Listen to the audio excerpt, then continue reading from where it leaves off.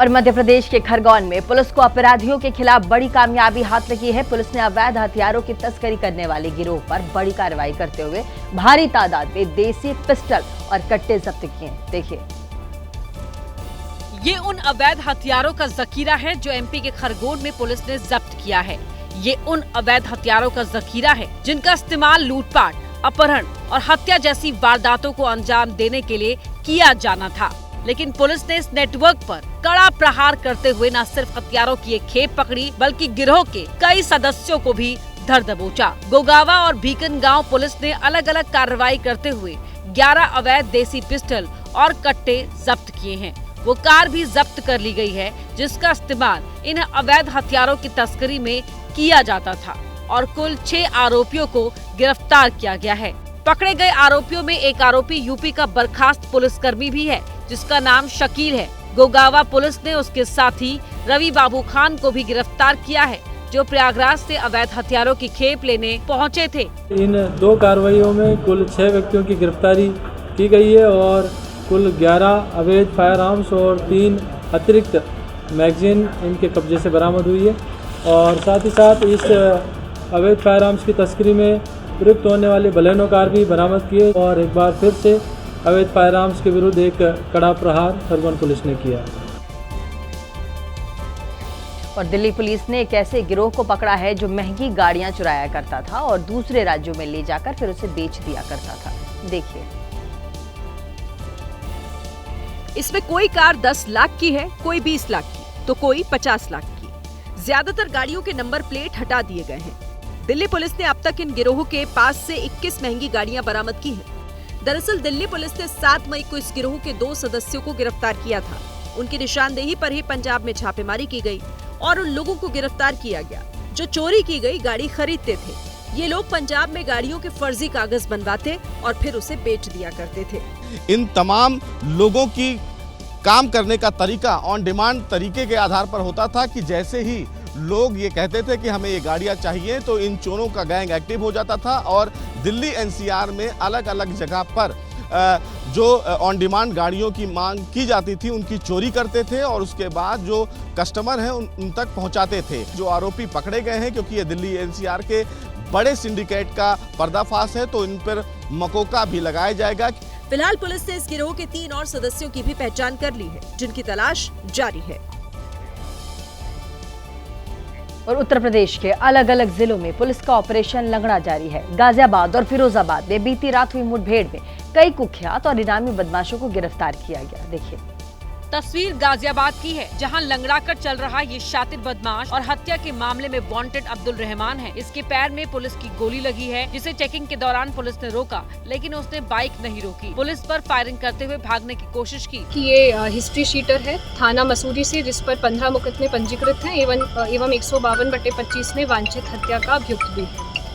अग्रिम वैधानिक कार्रवाई प्रचलित है। मौके से अभियुक्त के पास से एक बाइक बरामद हुई है, एक तमंचा 315 बोर, एक जिंदा कारतूस एवं एक खाली कारतूस। पुलिस और बदमाशों के बीच मुठभेड़ फिरोजाबाद में भी हुई जहां 20-20 हजार रुपए के 2 इनामी बदमाशों को हथियारों के साथ धर दबोचा गया। 25/5/2025 को अरविंद और नितिन की हत्या हुई थी। लगातार इसमें 6 अभियुक्त फरार चल रहे थे।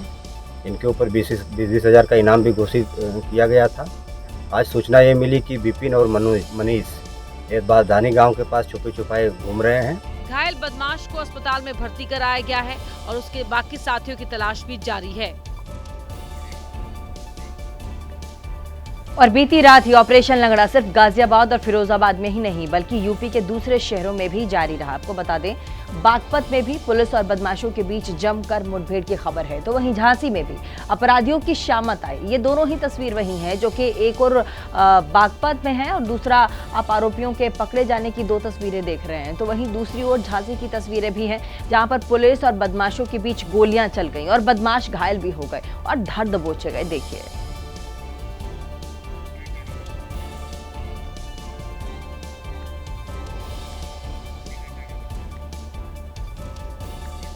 तो दो तस्वीरें हम लगातार आपको दिखा रहे हैं और दोनों तस्वीर, एक तस्वीर बागपत में हुए मुठभेड़ की है, दूसरे में देखिए आरोपियों के पकड़े जाने की ये तस्वीर है और दूसरी तस्वीर झांसी से आई है। वहां भी पुलिस और बदमाशों के बीच बताया जा रहा है कि गोलियां चली और बदमाश घायल हो गए।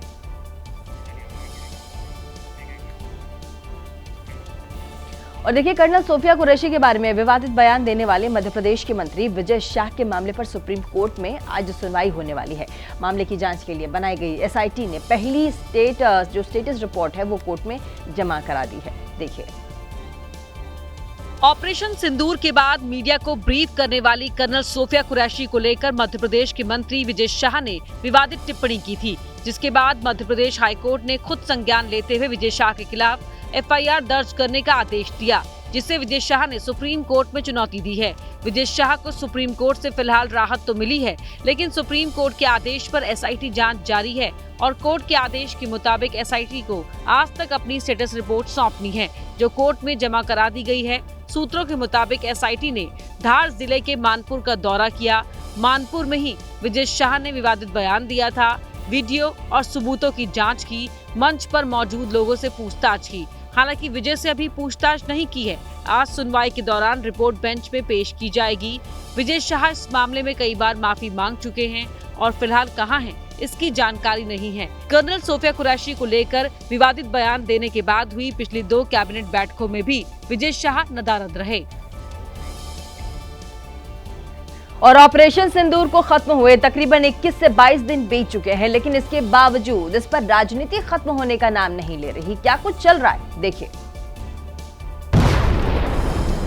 सवाल उठाने वाले वही लोग हैं जो पुलवामा अटैक के बाद पाकिस्तान पर हुए सर्जिकल स्ट्राइक का सबूत मांग रहे थे। ऑपरेशन सिंदूर के जरिए इस बार भारत ने न केवल सबूत दिए, बल्कि पाकिस्तान के आतंकी ठिकानों और एयरबेस को नेस्तनाबूद भी किया। लेकिन लगता है उद्धव गुट के नेता संजय राउत इस बार भी नाखुश हैं। ऑपरेशन सिंदूर को संजय राउत ने फेलियर ऑपरेशन बताया। ऑपरेशन सिंदूर ये एक फेलियर ऑपरेशन है। कि ऑपरेशन सिंदूर करने की जरूरत क्यों पड़ी है? इसलिए कि पहलगांव में 26 हमारी माता भगिनी का सिंदूर उजाड़ दिया आतंकवादियों ने। उसके लिए जिम्मेदार देश के गृह मंत्री अमित शाह है। संजय राउत के बयान से बीजेपी भड़क गई है। तो संजय राउत को थोड़ा जरा बॉर्डर पे जाके खड़ा रखना चाहिए। हाँ, गलत जगह पे जब गोली जाएगी ना, तभी कितना ऑपरेशन सिंदूर यशस्वी हो गया ना, उसको समझेगा। शिंदे गुट के नेताओं ने इसे यूबीटी नेताओं का टुच्चापन बताया और ऐसे नेताओं पर देशद्रोह का मुकदमा दर्ज करने की मांग की। तो वहीं पहलगाम में आतंकी हमले के बाद जम्मू कश्मीर जाने वाले पर्यटकों की संख्या में भारी गिरावट देखी जा रही है। इस हालात को सुधारने के लिए अब जम्मू कश्मीर सरकार ने पहलगाम में विशेष कैबिनेट बुलाई है। देखिए, बैठक का उद्देश्य ये था कि देश और दुनिया में जम्मू कश्मीर को लेकर सकारात्मक संदेश जाए। ऐसा पहली बार हुआ जब कैबिनेट की बैठक श्रीनगर या फिर जम्मू से बाहर हुई हो। पहलगाम में आतंकी हमले के बाद पूरे श्रीनगर में टूरिस्ट बिजनेस चौपट हो गया है। सीएम जब पहलगाम में थे तो एक स्थानीय डेलीगेशन ने उनसे मुलाकात भी की। उन्होंने अपने हाथ में पैम्फलेट लिए हुए थे जिस पर लिखा था, पर्यटन ही आतंक का खात्मा करेगा। सीएम उमर अब्दुल्ला ने पहलगाम में साइकिल चलाकर ये संदेश देने की भी कोशिश की कि वहाँ हालात सामान्य हो रहे हैं। इसके अलावा सीएम उमर ने पहलगाम में नदी किनारे अपनी तस्वीर भी शेयर की और उन सभी टूरिस्ट का शुक्रिया अदा किया जो धीरे धीरे कश्मीर और पहलगाम की ओर लौट रहे हैं। सीएम उमर अब्दुल्ला ने एक और बड़ा ऐलान किया।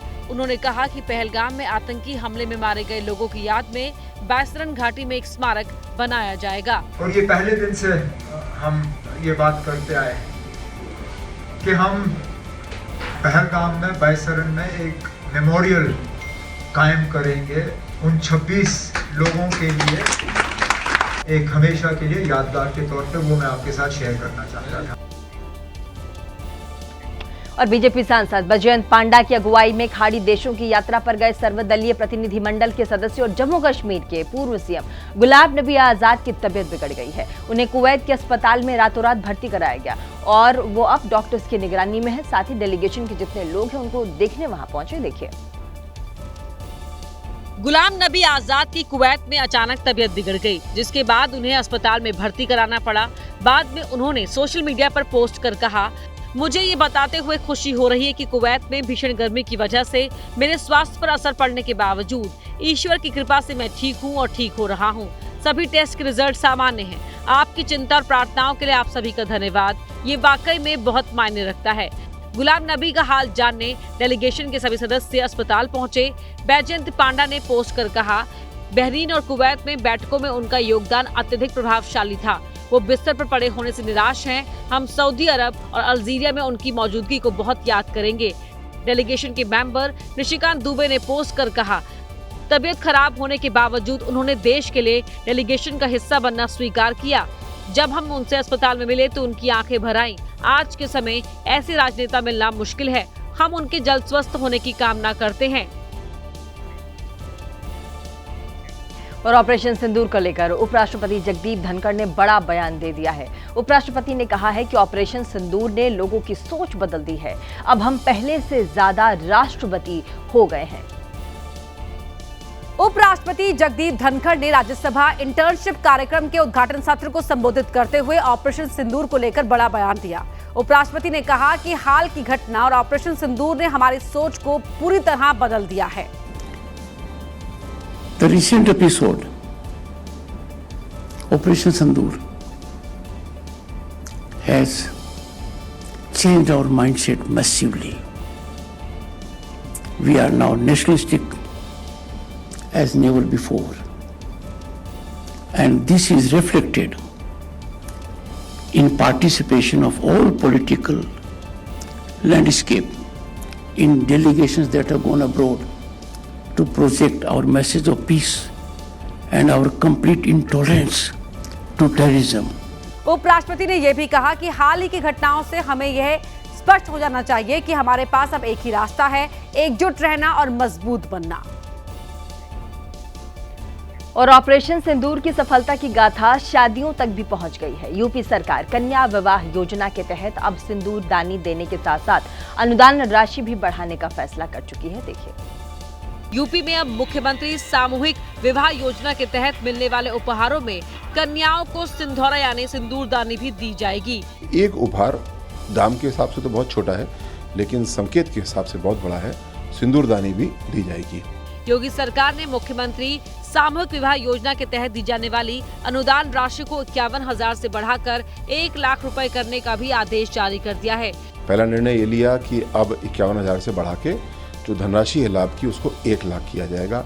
इसका मतलब कुछ उपहार जो देते हैं बच्चियों को, दूल्हों को, वो बढ़ जाएंगे। योगी सरकार के आदेश के मुताबिक समाज कल्याण विभाग की तरफ से संचालित मुख्यमंत्री सामूहिक विवाह योजना के तहत विवाह करने वाले लाभार्थियों पर अब 1 लाख रुपए खर्च होंगे। इसमें से 60,000 की धनराशि कन्या के खाते में डीबीटी से भेजी जाएगी। साथ ही 25,000 का उपहार दिया जाएगा। वहीं विवाह के आयोजन पर 15,000 रुपए प्रति जोड़ा खर्च किया जाएगा। इससे गरीब अभिभावकों को काफी सहायता मिलेगी। और ऑपरेशन सिंदूर को लेकर लोगों में गजब का उत्साह है। इसी बीच बिहार से कुछ तस्वीरें सामने आई हैं, जहां मुस्लिम महिलाओं ने ऑपरेशन सिंदूर के नाम की मेहंदी लगवाई है। देखिए,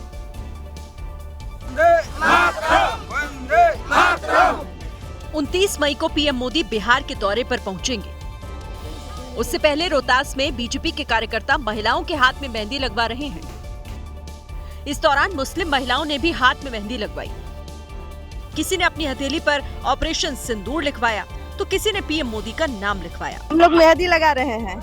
नरेंद्र मोदी के खुशी में जो सासाराम आए हैं, उन्हीं के जो सिंदूर ऑपरेशन हुआ है, उन्हीं के खुशी में हम लोग मेहंदी लगा रहे हैं। हाँ, प्रधानमंत्री के स्वागत में। इस दौरान कुछ मुस्लिम महिलाएं हथेली पर बीजेपी का चुनाव चिन्ह की मेहंदी लगवाती भी नजर आई। और अब बात उस मुसीबत की कर लेते हैं जो एक बार फिर से सिर उठा रही है, और उसका नाम है कोरोना वायरस। पूरे देश ने तकरीबन 2.5 साल की लंबी लड़ाई के बाद जिस कोविड महामारी को काबू में किया था, उसने एक बार फिर से भारत में अपना फन फैलाना शुरू कर दिया है। इसीलिए भारत में कोरोना की इस वापसी से आपका डरना बहुत लाजमी है, बहुत जरूरी है। सावधान रहना बहुत जरूरी है, क्योंकि कोरोना वायरस से निपटने में यही सबसे ज्यादा कारगर हथियार है। देखिए, और साथ ही कोरोना संक्रमण किस तेजी से आगे पैर पसार रहा है, बढ़ रहा है, इसे समझने के लिए कोरोना को लेकर के केंद्रीय स्वास्थ्य मंत्रालय की ओर से जारी आंकड़ों पर जरा ध्यान दीजिएगा, जिसके मुताबिक देश में इस संक्रमण की इस नई लहर में अब तक 1047 एक्टिव मामले, 16 राज्य इसकी चपेट में आ चुके हैं और 11 लोग जान गंवा चुके हैं। यानी कि संक्रमण और मौत के आंकड़े लगातार बढ़ते नजर आ रहे हैं और जिस तरह से ये आंकड़े बढ़ रहे हैं उसे देखते हुए एक बार फिर से डरने की जरूरत है, सतर्क रहने की जरूरत है और एहतियात भी बरतने की जरूरत है। कोरोना के मामले लगातार बढ़ रहे हैं। महाराष्ट्र में एक्टिव केस का आंकड़ा 300 के पार पहुंच गया है। महाराष्ट्र में पिछले 24 घंटे में 66 नए केस मिले हैं, जिसके साथ एक्टिव केस बढ़कर 325 हो गए हैं। अकेले मुंबई में 31 नए केस मिले हैं, लिहाजा मुंबई के अस्पतालों में अलर्ट लेवल हाई हो गया है। ये जेजे हॉस्पिटल की तस्वीरें हैं, जहां 15 बेड वाला आइसोलेशन वार्ड बनकर तैयार हो गया है। यूपी में पिछले 24 घंटे में कोरोना के 10 नए मामले सामने आए हैं। गाजियाबाद में एक्टिव केस की संख्या बढ़कर 14 हो गई है। 13 लोग होम आइसोलेशन में हैं, जबकि एक अस्पताल में भर्ती है। 4 महीने का एक बच्चा भी कोरोना पॉजिटिव मिला है। लखनऊ में करीब 10 दिन पहले धार्मिक यात्रा से लौटे बुजुर्ग कोरोना पॉजिटिव मिले हैं। अपने लोगों से यूनिवर्सल प्रिकॉशन जो लिए जाने चाहिए वो हमेशा लेते रहना है। Nothing else, nothing too serious, nothing to worry.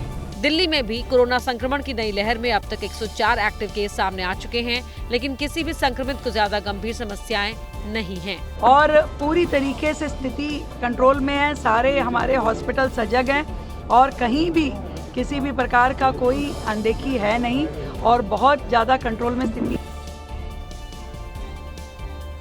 और एबीपी रिपोर्ट में अब बात लालू परिवार की। तेज प्रताप यादव और अनुष्का यादव की लव स्टोरी में हर रोज नया ट्विस्ट नजर आ रहा है। अनुष्का यादव के भाई आकाश यादव ने खुलासा किया कि तेज प्रताप और अनुष्का के रिलेशनशिप के बारे में लालू परिवार को पहले से ही पता था। साथ ही उन्होंने कहा कि ये सब तेजस्वी तेज प्रताप के लिए कर रहे हैं। देखिए, पहले तेज प्रताप यादव ने अनुष्का के साथ रिलेशनशिप के बारे में सोशल मीडिया के जरिए बताया, बाद में उन तस्वीरों को हटा लिया। लेकिन जब मामले ने तूल पकड़ा तो लालू प्रसाद यादव ने तेज प्रताप को न सिर्फ आरजेडी से निकाल दिया बल्कि परिवार से भी बेदखल कर दिया। अब अनुष्का के भाई ने जो खुलासा किया उससे कई सवाल खड़े हो गए हैं। वो तस्वीरें गलत है तो बिल्कुल किसी न किसी को तो केस करना चाहिए। अगर ये तस्वीरें आ रही हैं तो हमको लगता है कि जो भी घटनाक्रम है ये लालू फैमिली को, हमारे फैमिली को, घटनाक्रम, अब घटनाक्रम है, मैं उस घटना को मैं डायरेक्टली मैं टारगेट नहीं कर सकता, मेरा कोई डिमांड नहीं है, ये उनके संज्ञान में था। आकाश ने तो ये तक दावा किया कि पूरी साजिश तेजस्वी यादव ने रची। भीतरघात लगातार हो रहा है, ये पूरा बिहार, पूरा पार्टी सब जान रहा है कि क्या इनके साथ हो रहा है। सब बुड़बक नहीं है। क्या हो रहा है, क्यों ऐसा हो? तेज प्रताप यादव का कोई जिंदाबाद ना बोले, लिख दिए लालू जी कि कोई साथ में नहीं रहेगा, विवेक की बात है। और नेता ना बने, ज्यादा कैलिबर उस व्यक्ति में है। नेता बनने वाला जनता कनेक्ट तेज प्रताप से है। वहीं अनुष्का के पड़ोसियों ने कहा कि तेज प्रताप को अनुष्का के घर अक्सर ही आते जाते देखा गया है। पिछले महीने देखा, अक्सर आते। अच्छे किए हैं लालू प्रसाद जी ने, अच्छे किए हैं, गलत तो नहीं किए। अच्छा बिल्कुल किया। और देखिए, तेज प्रताप के इजहार इश्क के बाद न सिर्फ बिहार की सियासत में बल्कि लालू यादव के परिवार और रिश्तेदारों में भी घमासान दिखाई पड़ता है। तेज प्रताप के दोनों मामा भी आपस में भिड़ते नजर आ रहे हैं। देखिए, एक वक्त था जब बिहार की सियासत में राबड़ी के दोनों भाई सुभाष यादव और साधु यादव की भी तूती बोलती थी। ये अलग बात है कि सियासी मतभेद के बाद दोनों न सिर्फ आरजेडी से दूर हो गए बल्कि सियासी हाशिए पर भी चले गए। तेज प्रताप और अनुष्का यादव की रिलेशनशिप का खुलासा होने पर सुभाष यादव मीडिया के सामने आए और अपने जीजा लालू यादव के फैसले को गलत ठहराया। फोटो जब गलत है तो इस पर चर्चा क्या करना है? चर्चा कोई नहीं है। हाँ, सही है तो उस पर भी कोई चर्चा नहीं होगी। सब लोग धन्यवाद बधाई देगा। तेज प्रताप जी अच्छे आदमी हैं, अच्छे तरह बोलते हैं, अच्छे तरह बात करते हैं। हाँ, थोड़ा सा लालू जी ने गड़बड़ किया है। वहीं तेज प्रताप के दूसरे मामा साधु यादव ने तेज को आरजेडी से निकाले जाने के फैसले का समर्थन किया है। इसमें जो राष्ट्रीय अध्यक्ष के हैसियत से लालू जी ने जो बोला है और गार्जियन के भी हैसियत से, परिवार के गार्जियन के भी हैसियत से जो डिसीजन है वो सही है। और तेज प्रताप की एक सोशल मीडिया पोस्ट से बिहार से लेकर दिल्ली तक सियासत गर्म हो चली है। लेकिन इन सब के बीच सबसे बड़ा सवाल यहाँ ये है कि आखिर इस ग्रेट फैमिली ड्रामे के मुख्य किरदार कहाँ गायब हो गए। देखिए, वो तेज प्रताप यादव जिनकी मोहब्बत का फसाना गली नुक्कड़ से लेकर सियासत के मंच तक सुना और सुनाया जा रहा है, वो प्रेम वाली पोस्ट के बाद पब्लिक की नजर से लगभग गायब हो गए हैं। 24 मई का दिन, तेजस्वी की मोहब्बत वाली पोस्ट और फिर लालू यादव का एक्शन और फिर पत्नी ऐश्वर्या के तीखे प्रहार। ये 4-5 दिन भले ही लालू फैमिली के लिए किसी बुरे सपने जैसे रहे, लेकिन इस बीच एक अच्छी खबर भी आई। लालू के छोटे बेटे तेजस्वी यादव एक बार फिर पिता बन गए। खुशी का मौका था तो बड़े पापा भी अपनी खुशी को कब तक छिपाते। भले ही छोटे भाई ने इस प्रेम कहानी में साथ नहीं दिया, लेकिन सोशल मीडिया पर ही सही भाई को बधाई और भतीजे को आशीर्वाद देने में तेज प्रताप ने कोई कसर नहीं छोड़ी।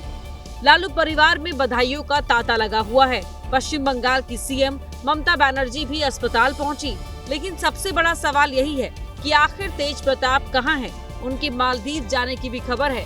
हालांकि सूत्रों का दावा है कि तेज प्रताप फिलहाल पटना में ही हैं, लेकिन सार्वजनिक जगहों पर जाने से बच रहे हैं। Himachal Pradesh power corporation limited यानी कि HPPCL के चीफ इंजीनियर विमल नेगी की मौत के मामले में हिमाचल सरकार ने अब बड़ी कार्रवाई की है। राज्य के DPG और साथ ही शिमला के SP को छुट्टी पर भेज दिया है। साथ ही वहीं CBI ने विमल नेगी को आत्महत्या के लिए उकसाने के मामले में FIR दर्ज भी किया है। देखिए, HPPCL के चीफ इंजीनियर विमल नेगी की परिजनों ने 19 मार्च को उनके शव को शिमला में HPPCL ऑफिस में रखकर प्रदर्शन किया था, जिसके बाद मामला दर्ज किया गया और शिमला के SP की अगुवाई में SIT बनाई गई। लेकिन SIT को लेकर कई सवाल खड़े हुए, जिसके बाद हाईकोर्ट ने मामले को CBI को सौंप दिया। तभी से ये कयास लगने लगे कि सरकार बड़ी कार्रवाई करेगी। अतिरिक्त मुख्य सचिव ओमकार शर्मा छुट्टी पर भेजे गए। हिमाचल के DGP अतुल वर्मा छुट्टी पर भेजे गए। शिमला के SP संजीव गांधी भी छुट्टी पर भेजे गए। ओमकार शर्मा के सभी विभाग वापस लिए गए। अशोक तिवारी को DGP का अतिरिक्त कार्यभार, गौरव सिंह शिमला के नए SP बनाए गए। SIT चीफ संजीव गांधी सीधे हाईकोर्ट में स्टेटस रिपोर्ट देते थे। DGP वर्मा ने अनुशासनहीनता के लिए संजीव गांधी को सस्पेंड करने की सिफारिश भी की थी। उधर IAS ओमकार शर्मा को CM ने अलग से जांच करने को कहा था, लेकिन उनकी जांच में कई कमियां पाई गई। नेगी की मौत के मामले में 3 अफसरों ने एक साथ जांच की और तीनों की जांच रिपोर्ट अलग अलग थी। CBI ने खुदकुशी के लिए उकसाने का केस दर्ज किया है। और देश के कई हिस्सों में आज भी भारी बारिश के आसार हैं। वहीं मौसम विभाग ने कहा है कि जून महीने में सामान्य से अधिक मानसूनी बारिश की संभावना है। देखिए, देश के कई हिस्से बरसात से सराबोर हैं। कहीं कहीं लोगों को परेशानी तो हो रही है, लेकिन पूरे देश के लिए राहत की खबर है कि इस मानसून में सामान्य से ज्यादा बारिश होगी। आज जो पूर्वानुमान जारी किया गया है, इसके हिसाब से देश के लिए खुशखबरी है। वर्षा सामान्य से ज्यादा होने का संभावना है और क्वांटिटेटिवली 106% वर्षा होने का संभावना है। आज भी देश के कई हिस्सों में भारी बारिश का अलर्ट है। जम्मू कश्मीर के श्रीनगर में बारिश हुई, वहां ओले भी गिरे। जम्मू कश्मीर के त्राल में तेज हवा की वजह से पेड़ गिर गया, जिसमें दबकर एक महिला की मौत हो गई। हैदराबाद शहर के कई हिस्सों में भारी बारिश हुई। केरल के कन्नूर में भारी बारिश और तेज हवाओं की वजह से कई पेड़ उखड़ गए, तो वहीं रेस्क्यू का काम जारी है। तमिलनाडु के नीलगिरी में भारी बारिश की वजह 17 घर तबाह हो गए, जिसके चलते 350 लोगों को राहत शिविर में शरण लेनी पड़ी। कर्नाटक के कलबुर्गी में भारी बारिश की वजह से एक कॉम्प्लेक्स की बिल्डिंग गिर गई। मध्य प्रदेश के भोपाल के कई हिस्सों में भारी बारिश हुई। MP के बुरहानपुर में 1 घंटे की मूसलाधार बारिश ने आफत खड़ी कर दी। कई जगहों पर जलभराव हो गया। बारिश ने नगर निगम की तैयारियों की पोल खोल दी। और पहाड़ों पर बारिश ने हालात बिगाड़ने शुरू कर दिए हैं। जगह जगह लैंडस्लाइड की खबरें आ रही हैं। इसी बीच जम्मू कश्मीर के किश्तवाड़ से डराने वाली तस्वीर अब सामने आई है। देखिए,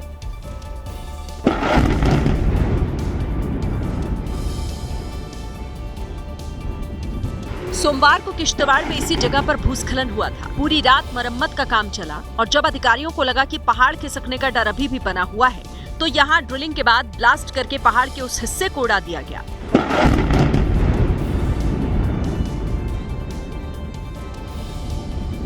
ब्लास्ट के दौरान बड़ी बड़ी चट्टान धूल के गुबार में तब्दील होती नजर आई। प्रशासन लोगों से अपील कर रहा है कि ऐसे रास्तों पर चलते वक्त बेहद सावधानी बरतें। और यूपी के हापुड़ में एक छात्रा छत पर पढ़ाई कर रही थी, तभी छत पर बंदर आ गया, जिसके बाद छात्रा ने छत से ही छलांग लगा दी और उसकी जान चली गई। देखिए। गुलनाज बीए सेकंड ईयर की छात्रा थी। हर रोज की तरह गुलनाज शाम के वक्त घर की छत पर पढ़ाई कर रही थी, तभी बंदरों ने उस पर हमला कर दिया। जब गुलनाज को कुछ समझ नहीं आया तो वो दूसरी मंजिल से कूद गई और नीचे गिरते ही उसकी जान चली गई। बंदरों ने इतना परेशान कर रखा यहाँ पे, आज ये हादसा बंदरों की वजह से हुआ है। बंदरों ने इतना हर घर में, हर मोहल्ले में यहाँ इतना परेशान कर रखा बंदरों ने। सुबह गुलनाज को परीक्षा देने जाना था, लेकिन उससे पहले ही बंदरों ने उसकी जान ले ली। और राजस्थान के अजमेर से ऐसा ही अनोखा मामला सामने आया है। वहां पर परचून की दुकान पर 10वीं की परीक्षा देने वाले बच्चों की कॉपी जांची जा रही। इसका वीडियो अब सोशल मीडिया पर वायरल है। टॉफी, नमकीन और तेल मसाले के बीच बच्चों की कॉपियां रखी हुई हैं। दुकान में बैठा शख्स पहले ग्राहक को सामान देता है, फिर कान में फंसाया पेन निकालकर कॉपी चेकिंग शुरू कर देता है। इतने में फिर एक ग्राहक आ जाता है और दुकानदार का ध्यान उसे सामान लेने पर चला जाता है। हैरानी की बात तो यह है कि ये दुकानदार टीचर नहीं है, बल्कि पार्ट टाइम जॉब कर रहा है। जिस टीचर ने इसे कॉपी चेक करने के लिए दिया था, उसे सस्पेंड कर दिया गया है। बहुत जल्द राजस्थान माध्यमिक शिक्षा बोर्ड की तरफ से 10वीं का रिजल्ट भी घोषित हो जाएगा और इस वीडियो को देखकर समझा जा सकता है कि कॉपी चेकिंग कितनी शिद्दत के साथ की गई है। और उत्तराखंड के रामनगर में मौजूद विश्व प्रसिद्ध कॉर्बेट नेशनल पार्क का एक बार फिर से चर्चा में है। यहाँ वन कर्मियों ने एक ऐसी मिसाल पेश की है जिसकी हर कोई तारीफ करते नहीं थक रहा। देखिए। दरअसल कॉर्बेट पार्क के कर्मचारियों ने देखा कि एक बाघिन घायल होकर जंगल में घूम रही है। पैर में चोट लगने की वजह से बाघिन ना तो ठीक से चल पा रही है और ना ही कुछ खा रही है। बाघिन की ऐसी हालत देख कॉर्बेट नेशनल पार्क के डॉक्टर्स ने बाघिन का इलाज कराने की ठानी। हालांकि ये काम जरा सा भी मुश्किल नहीं था, क्योंकि घायल बाघिन एक पेड़ के नीचे घायल अवस्था में लेटी हुई थी, जिसे ट्रैंकुलाइज कर रेस्क्यू सेंटर लाया गया। डॉक्टर्स की निगरानी में बाघिन का अच्छे से इलाज हुआ। करीब 15 दिन रेस्क्यू सेंटर में रहने के बाद बाघिन को दोबारा जंगल में छोड़ दिया गया। कॉर्बेट प्रशासन ने पूरी घटना का एक वीडियो भी जारी किया है।